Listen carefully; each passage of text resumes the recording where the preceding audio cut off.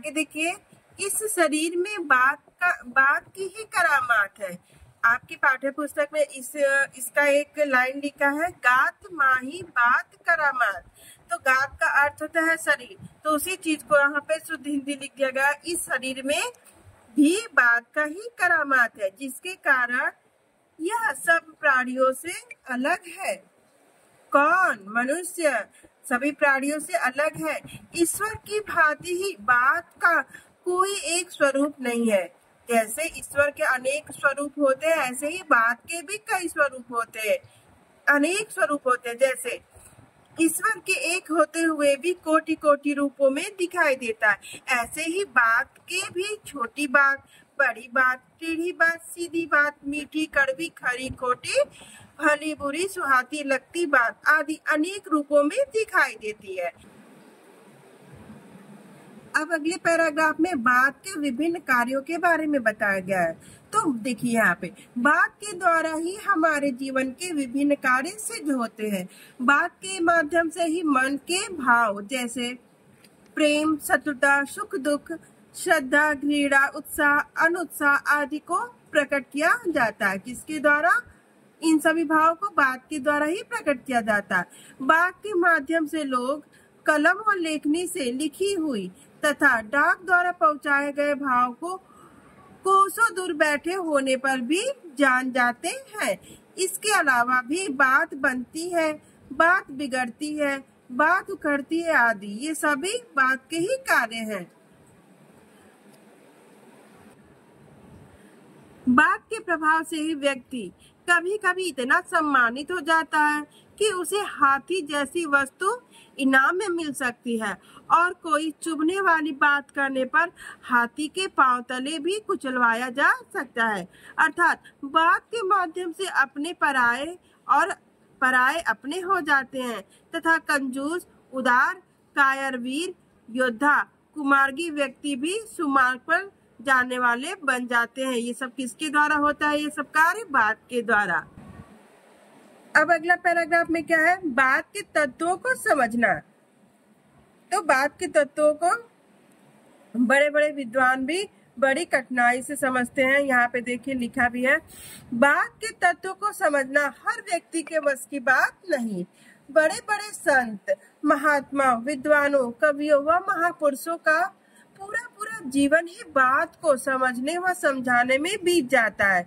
बात का प्रभाव मानव मन पर अवश्य पड़ता है, जैसे बच्चों की तोतली बातें, कवियों की रसीली बातें, बड़े बड़े वक्ताओं व मनुष्यों की बातें भी जिसके हृदय पर प्रभाव नहीं डालता, उसे कैसे हृदय वाला समझना चाहिए? पाषाण हृदय ही समझना चाहिए। जिनके हृदय पर इन बातों का प्रभाव न पड़े, उन्हें प्रसार हृदय वाला ही समझना चाहिए। पशु भी मनुष्य के प्रेम व क्रोध से भलीभांति परिचित हो जाता है, तो फिर मनुष्य भी तो उसका प्रभाव अवश्य ही होगा। मनुष्य पर तो उस बात का प्रभाव अवश्य ही होगा। आगे देखिए, इस पैराग्राफ में हमारे जो पूर्वज थे अपने वचन के बड़े पक्के हैं। हमारे पूर्वज आर्यगण अपनी बात को इतना महत्व देते थे कि उसे पूरा करने के लिए चाहे उनके प्राण ही क्यों न चले जाए, किंतु वे अपने वचन से नहीं हारते थे। हमारे देश में इसके अनेकों उदाहरण हैं। राजा हरिश्चंद्र ने स्वप्न में दान दिए गए राज्य के वचन को पूरा करने के लिए भी अपना राजपाट, पुत्र, स्त्री व स्वयं को दांव पर लगा दिया, किंतु अपना वचन झूठ नहीं होने दिया। इसी प्रकार राजा दशरथ ने अपनी बात को पूरा करने के लिए पुत्र व प्राण दोनों ही त्याग दिए। आज हमारे देश में वचनबद्धता का कोई महत्व नहीं रहा। कुछ स्वार्थी लोग तो यहाँ तक कहते हैं कि मर्द की जुबान तो गाड़ी के पहिए के समान चलती फिरती रहे तो गलत नहीं है। मतलब उनकी आज कुछ आज कुछ और कहेंगे तो कल कुछ और कहेंगे। वे स्वार्थ के वशीभूत होकर ही ऐसा करते हैं, जबकि हमारे महापुरुषों ने जाति, धर्म व देश के उद्धार के लिए यदि बात के स्वरूप को थोड़ा बहुत बदलना पड़े तो उसे गलत नहीं बताया है, किंतु अपने स्वार्थ के लिए ऐसा नहीं करना चाहिए, बिल्कुल गलत है।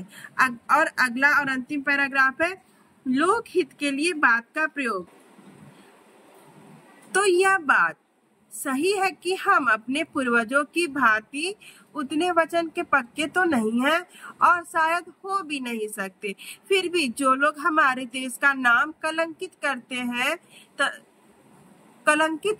हैं तथा व्यर्थ की बातें बनाकर हमें अपमानित करते हैं, ऐसे लोगों से हमें बचकर रहना चाहिए तथा सदैव ऐसी बातें करते रहना चाहिए जिनसे दूसरों का हित होता हो, देश, धर्म और जाति का हित होता हो, जबकि ऐसा करने वाले बहुत कम लोग बचे हैं। फिर भी दूसरों की बातों में न आकर बात को बढ़ाए बिना अपनी बात को विराम देना चाहिए। तो यहाँ ये बात नामक निबंध का सारांश समाप्त होता है।